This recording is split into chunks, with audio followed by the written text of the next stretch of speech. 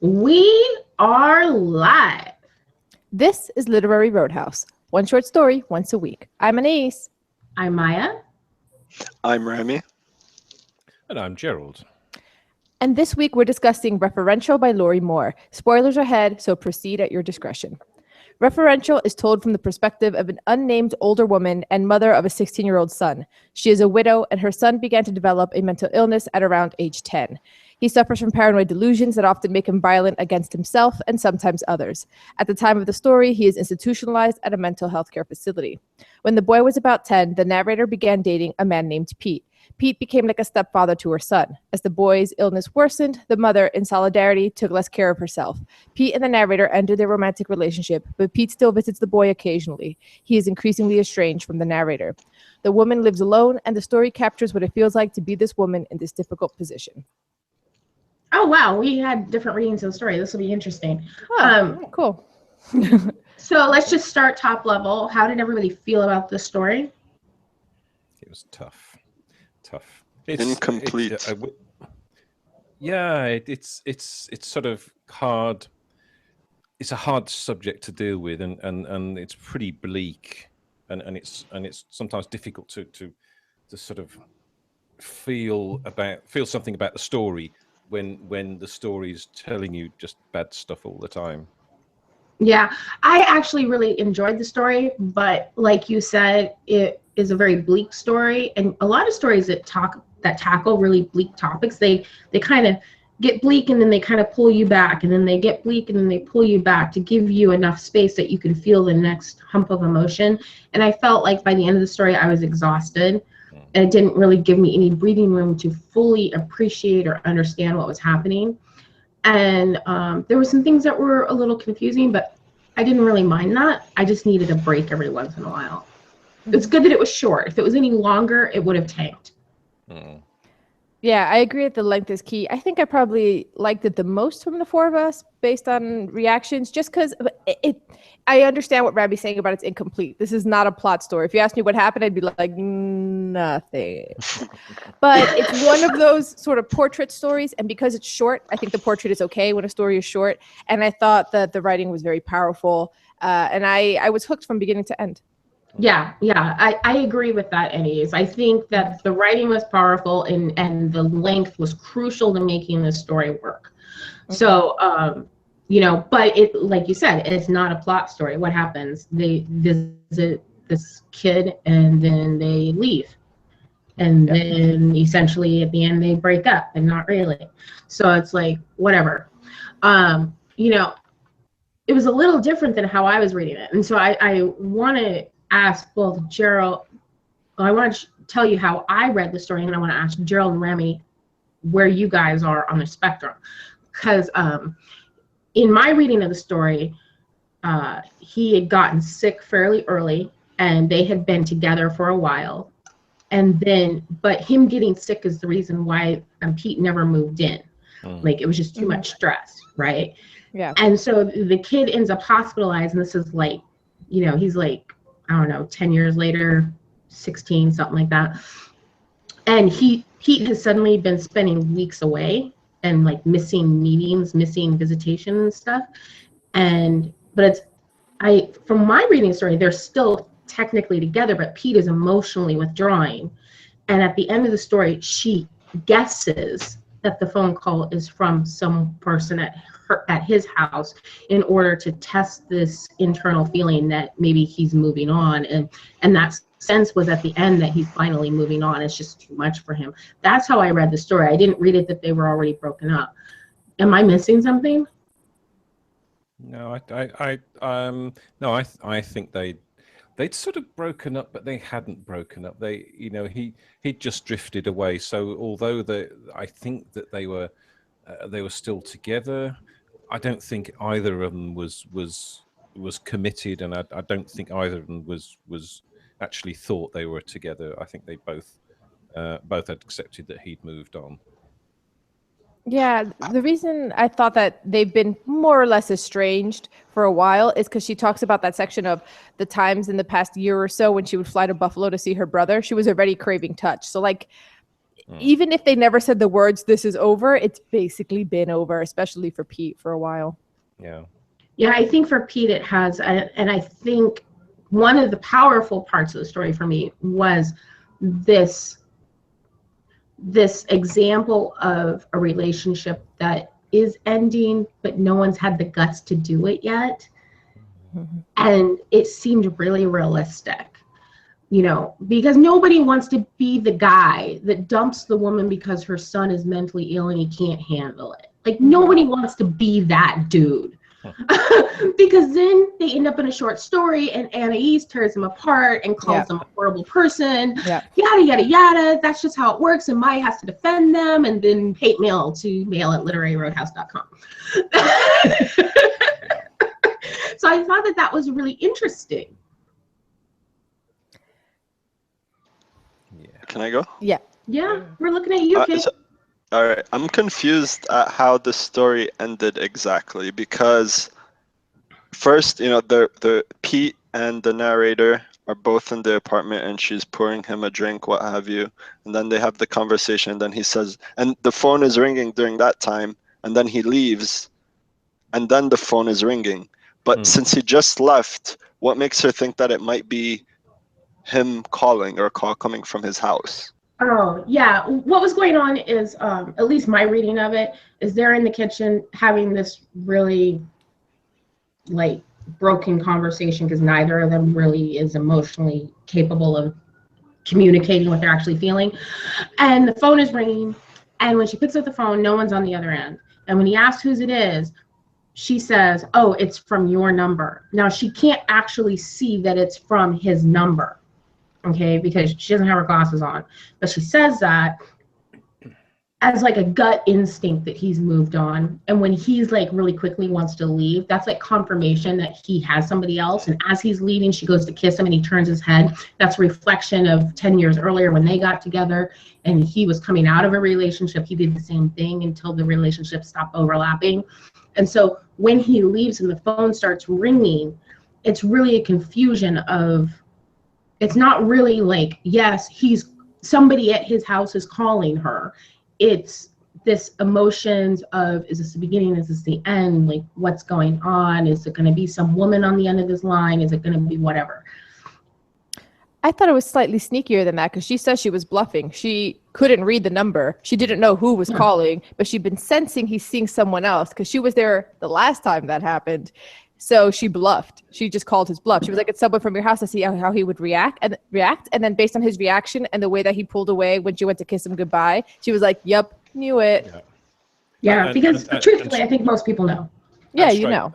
Straight away, he said, I've got to go. You know, he didn't say, well, how can that be? You know, how can it be my number? He just accepted it. I didn't understand the bit with the onion. I didn't get what that was all about. I didn't get the bit with the onion either. Oh, that's because she can't see very well. It was a metaphor or something, I think, right? Yeah, she can't see very well, so that's why she couldn't see the number to see where it was from. So she bluffed that it was his house. But then when she's seeing it again now, it's a little bit how like she can't see clearly and this myopia that's happening in her life, and this position that she's in, and it's most likely the hospital. I think it's probably her son calling, to be honest. I think it's her son calling from the hospital, probably. And she knows this, and it's just difficult. Which brings up another pet peeve, and I think this is because maybe I know Gerald, and I just know so many, like, young 60-year-olds. This kid can't be more than 20. He's 16. Okay. Yeah. 16, yeah. I'm thinking he's 16. Wait, how do you know he's 16? Because it says it. It says it in the thing several times. It's like mathematical. Plus, not that like remember the book, the Daniel Boone book, and then they're like the sum of the pages that equal his age. All of them equal 16. Yeah. Okay. So he's 16 years old. If she had him, let's be generous. 45. Like we're being real generous. Maybe there was like some medication that was used to help it along. Whatever. Then she's still not that old. No. Yeah. Now, I understand that having a child going through this is going to age you, but not to the extent that she is described in the story. In the story, I am picturing some old, decrepit, 75, 80-year-old woman. So this is the second story in a row where some young writer, and I'm assuming it's a young writer because I don't think old writers would would No, I think make the she's- leap that She's older, actually. I think Lorrie. Let me double check. I don't see someone that's just barely getting ready to turn 60 being this old.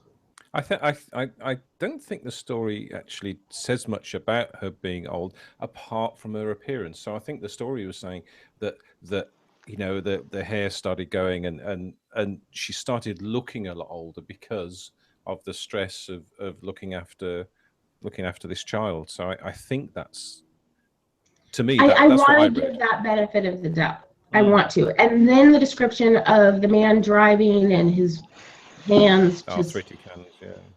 yeah, and even if there's an age difference, I don't know. It's getting on my last nerve. I'm seeing a lot of writers talking about 56-year-olds like, Well, they're getting ready to go out to pasture and be seated. well, I just looked it up, and Lorrie Moore, because she's a well-known short story writer. She's okay. Hold on. Two points right now. 2 points. Stop. Okay. One, she's 60. The story is 5 years old, so she wrote this around 54, 55.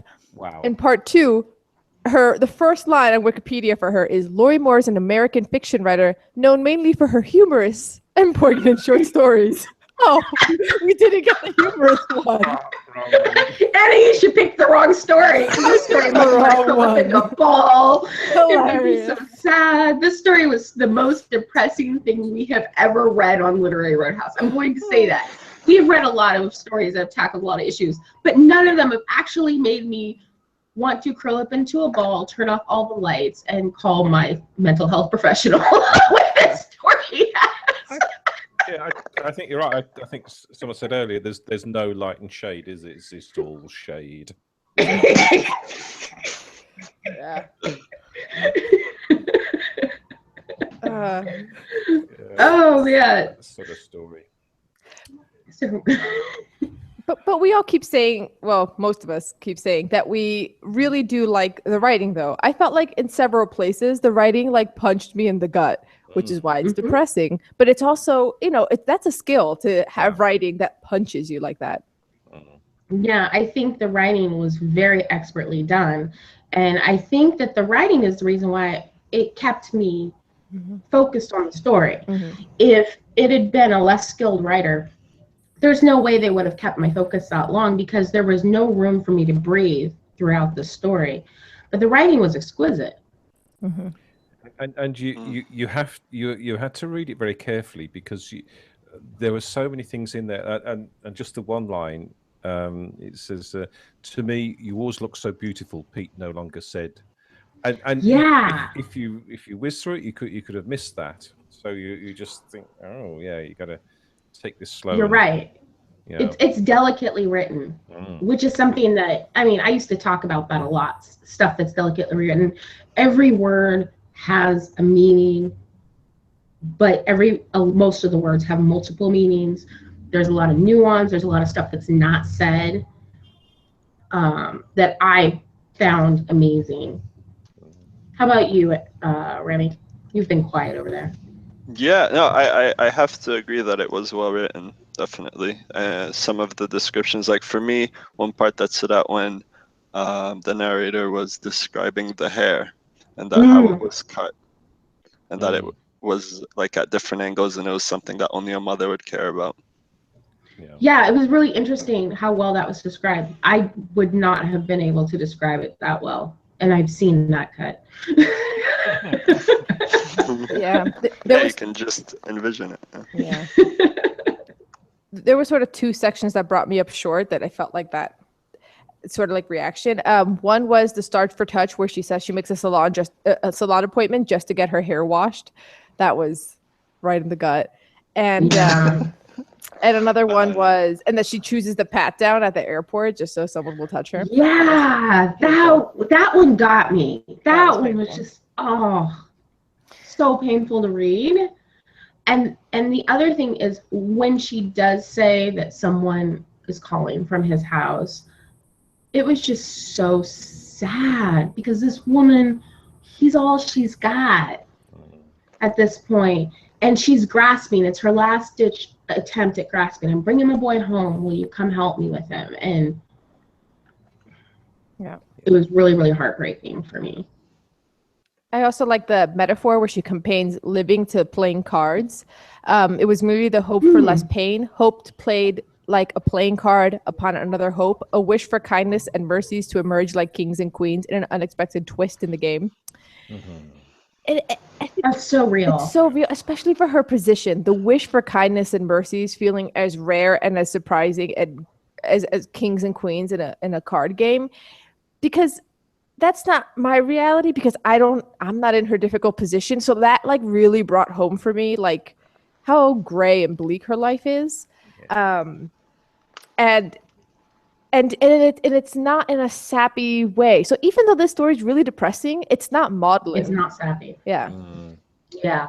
I actually worked at a group home for boys that it was one step below a mental health facility. So all of our boys had multiple diagnoses. In addition, they'd been in multiple foster homes. It was pretty much the last place for them before they were in permanent placement. And seeing the families up close and working with children that are in the situation, she captured it really, really well. I think a lot of authors that try to capture schizophrenia do not do it well. They overemphasize some things. It becomes a stereotype. This was really accurate, both in the description of his mental illness, but also how the family reflects that, because mental illness totally affects the entire family, but reflects that in a way when you're identified with your child. Here she is, in addition to kind of in solidarity, not wearing makeup, not wearing jewelry anymore, kind of giving up on herself and living this monk's existence in honor of her child who's locked up. And then later on, what was it? There was something that was going on that was like, yes, that is it. Oh, I remember what it was. She was talking about his paranoia and seeing messages and everything. And then she could kind of see messages and things. And again, it's that identification with your child. And even though she's not schizophrenic, it's like she's taken on some parts of her son because that's all she's got left.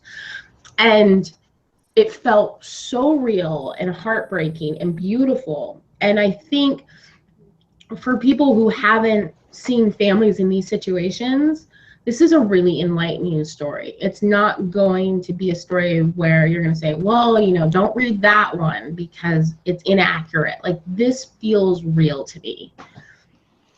Yeah.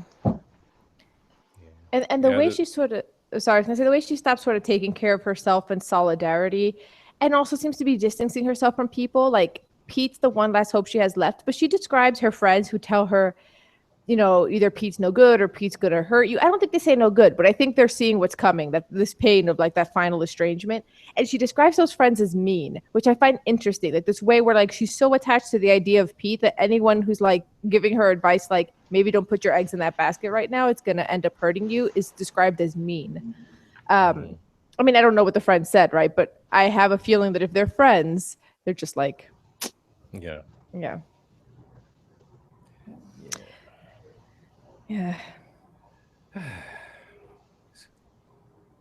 Told you this would be a hard story to talk about. Also, I think because there isn't too much plot, and also we're seeing everything from her perspective, so we're talking a lot about her. Like, normally I have strong opinions about what the dudes are doing in these stories, but I don't have a strong opinion about Pete. I don't think it's incumbent on him to take on this this child. He's doing the best that he can, probably. That's my assumption, right? Like, I don't think he is not obligated to continue to be in a relationship with her or to continue to be a stepfather to this kid. That he does, to some degree, speaks well of his character. Could he do more? Probably, but it's so hard. You know what I mean? Like, so it's a little bit like, I don't know. I'm not in Pete's head, and because I'm not in Pete's head, I can't really. I'm only in her head. Actually, one thing, when I was looking for the line that I read. The POV. Huh? Doesn't the POV in the story change? The POV was she, which I thought was I, because it's so close to her. But it's third person. But it's third person, but obviously on her, like on her shoulder. But it's so much so that when I think about it, I thought it was I, but it's not. It's not first person. Yeah, because there were definitely parts of this that felt very close to Pete for me.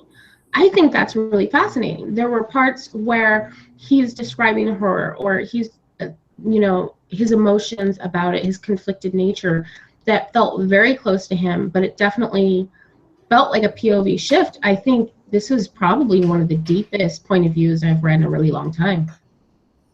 As far as like a really deep third person point of view. Mm-hmm. It's well done. Yeah, really deep third person, but I don't think it ever shifted to Pete for me, but I'd have to reread Yeah, it it definitely did for me.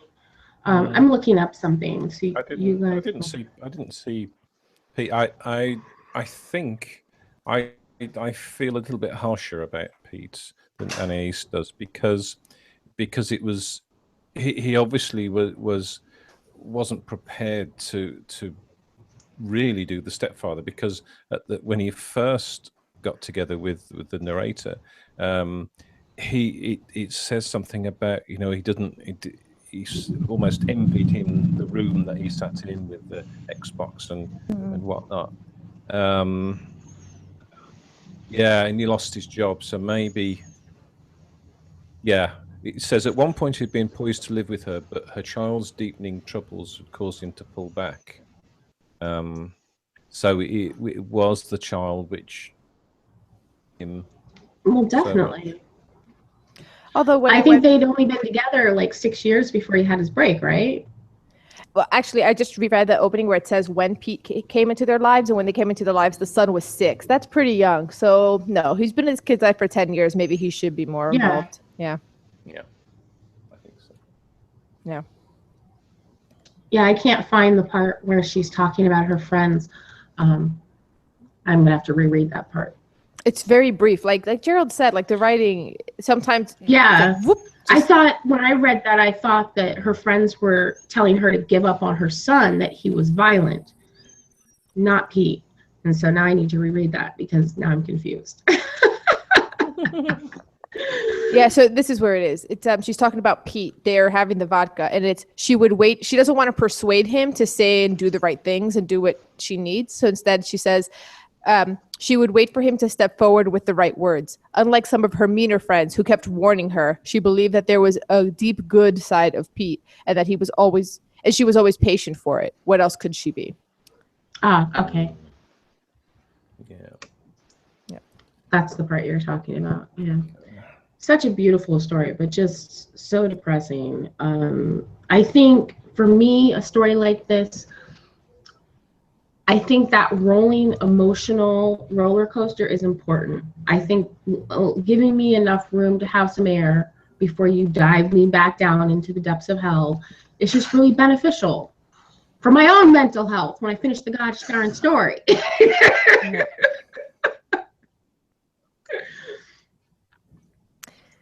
Okay. So are we just gonna rate this thing, or are we gonna cut this short? I think so. This is gonna be like the shortest literary Roadhouse like ever. Well, we're like 23 minutes in. I'm gonna give this a 4. 4. I'm giving it a 4. No. We go up to 5. I'm giving it. We go up to 6. I'm giving it a 5. What am I saying? Wow, I am tired. I'm giving it a point off for not giving me any kind of emotional room, and for not really taking me any place. But I have to give it so much credit for the skill of the writing, the skill of bringing me to the emotional place of these characters, and portraying something so realistically that so few people can describe, even people that have been through it. So I'm giving it a 5. I'm going to go 5.5. Just knocking off half a point for the lack of highs and lows. I think it was, to me, thinking about it, it was a complete story, because it's a very short story, but it showed her situation and basically the closure, the leaving of Pete, and the completion of their relationship. So I think in that respect, it worked as a complete story. Yeah. So yeah, just half a mark up. So 5.5. Very good story. Dark. Mm-hmm. Rami? Did you go, Anais? No, yeah, I can go next then. I'm also giving it a 5. I don't know. I was actually torn between a 5 or even a 4.5, but that's only because of Kaneji Prophecy. It feels like a 5. Yeah. I thought the writing was really, really good, but we don't even know that Pete is actually leaving and no longer going to continue with the infrequent visits. Like the when you try to find the plot in it, it's not really there, but it's okay. It's still a really good, honest portrait of this situation, and the length is perfect for it. But we rate personally, and it's not like I'm going to run around recommending this story to everyone. I'm going to recommend it to people who I think it would benefit. But yeah. So this conversation actually caused me to increase my rating, because I was initially going in with a 2. Wow. But now I'll jump to a 3. Wow, very good. Wow, I really thought you were going to go higher than that. I'm still flummoxed by why I originally said 4. I feel like I only want to take a point off, but in my head it feels like a 4 to me. Am I doing that just because the writing's so good that I just can't bear to give it the 4 that I want to give it? Like, I mean, that's I'm legit. banging my head against the wall here. The writing is so beautiful. I don't know, man. This story got me. This story confuses me too, though. It confuses me as far as rating. I like what you said, Gerald, about there being the plot with whether he's leaving or staying. I feel like the plot is very much an emotional plot, and I'm fine with emotional plots, but just something is missing. Yeah, I think I mean to me this is a story. It's not just a story that we've read and it's gonna stay with me for quite a while, because it's such a deep and striking story for me. So yeah, I'm yeah, not quite a 6, but definitely 5.5 for me. So good. Okay, so we are ready to choose next week's story. What are you guys submitting? I'm submitting Martha again by Zadie Smith. Okay. Let's get it out of the way. 3rd time's a charm, right? I'm submitting Gabriel Garcia Marquez. Yay! Yes! Death Constant Beyond Love. Okay. Win. Rami? I'm submitting a story by one of my favorite authors. It's Man from the South by Roald Dahl. Okay. Okay, Rami, you and I, Yes. if we tank this quiz, What? let's just go with the Gabriel Garcia Marquez. All these authors are great. Roald Dahl, Zadie Smith. It's Roald Dahl. It's a children's story. It's probably going to be a flippin' parable, okay? It might be a That's parable. Rami we're talking about. It might be a parable. Okay. So Let me talk him out of this and save us all. I didn't know there was a negotiation involved in this game. you're going to have to then kill Rami, because our game is a truel, which is a 3-way duel, like in The Good, the Bad, and the Ugly. Okay. It's actually a probability and statistics game, which is very interesting. on. More fun the other way. But yeah, you guys are going to shoot each other, figuratively, and with good faith. Okay, so for first, we need to assign probabilities and order. So I'm thinking of a number between 1 and 10. Go. 7. The probability that it's between 1 and 10 is 100%. No. Okay, true. So Maya said 7. Yep. 3. Okay. Rami? 5. Okay. So the probabilities that we're distributing is Maya. I was thinking of 7. She got it right. So Maya, you are going to shoot with 100% accuracy. All your shots will hit. Rami was second closest at 5. So Rami, you have 80% accuracy. 80% of your shots will hit. And Gerald, you were furthest. So you have 50% accuracy with your shots. And now the shooting order. You'll see. Now the shooting order. Again, another number from 1 to 10. What is going on? 4. Oh, damn it. Next. What did you say, You Gerald? both said 4. Me and Gerald both said 4, so we got to pick different numbers. I guess I can't be 4 because Gerald said it too. Gerald, you can have the 4. I'll take 2. Okay. Rami? 5. Okay, so it was 4. You're going to kick yourself for that, Maya. So it means that Gerald is shooting first, then Rami is shooting second, and Maya is shooting third. Yeah, I'm totally kicking myself because I said 4 too. So it goes Gerald, Rami, Maya, and remember, Maya has 100% accuracy. Yeah, Maya has 100% accuracy, Rami has 80%, and Gerald has Watch them take me out 50%. first. And I'm rolling a 100-sided die I'm gonna here. be stuck reading Ron Dahl, aren't I? Okay, Stupid Gerald, children's parable. are you shooting Rami or Maya? I'm going to shoot Rami. Rami. I rolled the dice, and you hit him. So Rami is now dead. Oh, You are now dead. sorry. So you don't Did I get your turn. survive now? You died. You died. That was a really fast game. It's not over yet. Maya. What's going on here? Maya, who do you shoot? Accuracy, so I'm gonna shoot Gerald, of course. And you have 100% accuracy. Gerald is dead. All Which right. sucks because I wanted to read. We're reading Zadie Smith. Because his selection was What much did better you than just mine. do right now? Can How I is explain this this game? No, because It's a totally awesome panned game, out- actually. the way it panned out was really quick. Gerald, as the weakest one, had a 50-50. He could have not killed Rami. But the way that this works is it's an interesting probability game that proves survival of the weakest. So actually, the person with a 50% chance, no matter what order they're in 52% of the games, they will win. The person with 100% accuracy in 30% of the games will win. And then the person with the 80% accuracy, only 18%. And the reason for this is because the people with 180% accuracy, being the sharpshooters, always shoot each other first, ignore the weakest link, who then comes in and picks them off. So that's why they almost always win, but Wow. not always. But, Gerald was nice, and he decided not to do the obvious thing, which would have been to pick me off. Thank you, Gerald. Well, Save me some from Ron Dahl. Maya had a 30% chance of winning, and she did. So good. Let's not do that again. So Okay. next- I You guys should look like up Tool. games. It's interesting. It's interesting. I liked it. So next week we are reading Martha by Zadie Smith. Okay, but before you go, tell us what you made of Pete in the comment section at literaryroadhouse.com. Do you feel alone as a listener of Literary Roadhouse, itching for company? Then help others find us and join you by leaving reviews on iTunes, Stitcher, and Spreaker. And for more gut-wrenching prose and breathtaking stories about mental illness, check out our other shows, the Literary Roadhouse Book Club and the Bradbury Challenge. We promise there's some happy stuff too.